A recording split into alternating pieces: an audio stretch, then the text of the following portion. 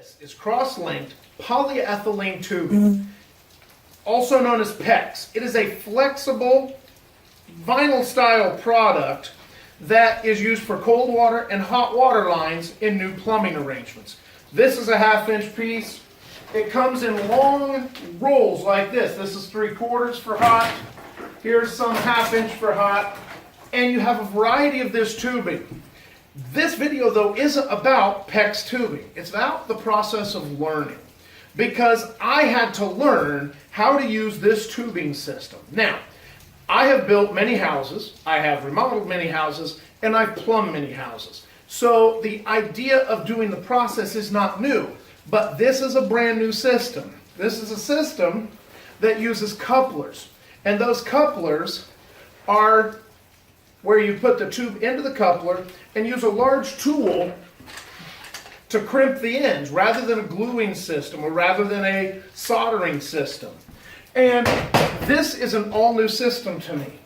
But what I found interesting as I tried to learn it was some of the same anxieties I have, some of the same concerns I had when learning how to do the process are some of the same anxieties our students face when we teach them various new ideas in our classrooms.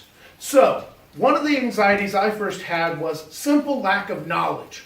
I was scared that I didn't have the knowledge that I needed. So where's the first place I went? As with most adults attempting to learn something, I went to YouTube.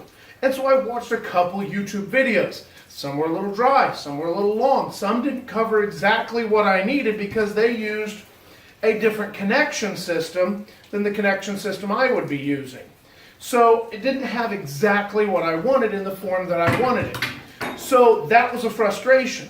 Additionally, although I'm a motivated learner, because I had 1 to maybe 2 days to get this entire house plumbed in for water, I was also going to be working with a team. I was working alongside my heating and air guys. In fact, it's his tools that I'm using to do my plumbing. And it's his inspection that I have to pass when I'm done because I'm not a licensed plumber. I need the licensed plumber to inspect and sign off on my work. So I had a grade that was going to be given. I was a little worried about that.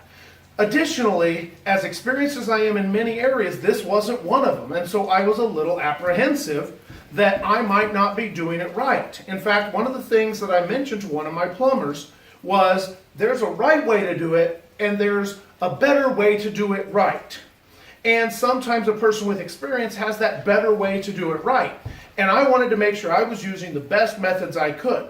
So I first went to YouTube, looked it up and watched it.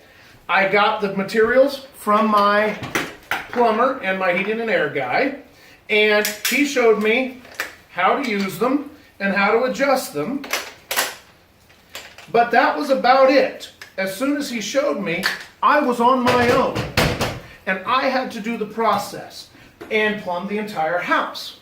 So I didn't have what I felt was a ton of training, and I felt maybe he could have showed me a little bit more. Maybe he could have shown me a couple of these, done a couple with me, and then let me go. But the answer was no, he was right and I wasn't, because it was better for me to mess up a fitting. In fact, this fitting right here, the reason I have these two is these are my screw-ups. I tried putting this in the wrong spot, so I had to go again. This, I didn't get this red tubing far enough in, and this would immediately leak if I were to pressurize it. So these are my learning costs. Just like when we give a student an opportunity to fail. This mistake cost me about $3.50. This mistake cost me about $3.50. But they're just mistakes. You simply have to, with PEX, come in, take your mistake, cut it out, get your new coupler, and start over again. And so that's all the cost that it had. So I was apprehensive, I had some frustration, I was given an opportunity to practice on my own. He came and gave me a little guidance as I needed it. But in the end, I had to do it, I had to practice it to be successful at it. In the end, I'm almost done. I have a shower head that has to go in. I'm missing a couple fittings, but I have to do that. This one is all set up. I have the tubing plumbed in. But I'm going to have to go back in and put in a little plumber's tape on this. But those are some fairly minor fixes as he inspected my work and gave me the opportunity to fix it, because in 3 days he's going to tap into the main water line and we're going to pressurize the system and we're going to see if my process works. So this is problem-based learning. If I don't get it right, the piping leaks. But I was able to address my concerns about what I didn't know. I was able to push through my frustration, and what I found is I enjoy this system a lot better than the system I've used previously with a PVC pipe with glue and with cleaner. It's a lot less messy, it's a lot faster, it's a lot more efficient, and in the end, even though the fittings themselves are more pricey, it's a cheaper system all the way around because I use less fittings, I use less parts, because the joy of this product is it flexes and it bends around corners, so it can be snaked through any of the walls I need.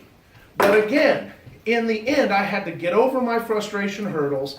I needed a little help, but I also needed the opportunity to fail and the opportunity to remedy that failure. In the end, I'm going to be pretty confident. I have a few fittings left to do, but I'm going to be confident that when we pressurize this system, it's going to work and it's not going to leak. And if it does, we'll turn the water off, we'll fix it, and we'll go back and make sure it's right before we put drywall up.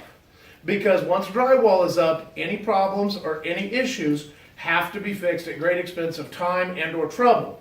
And embarrassment is just something as an adult we learn to live with, as in terms of, I didn't do it right, I'm embarrassed that I didn't get it perfect. That's the way it goes, that's a process of learning, and that's another process we have to share with our students.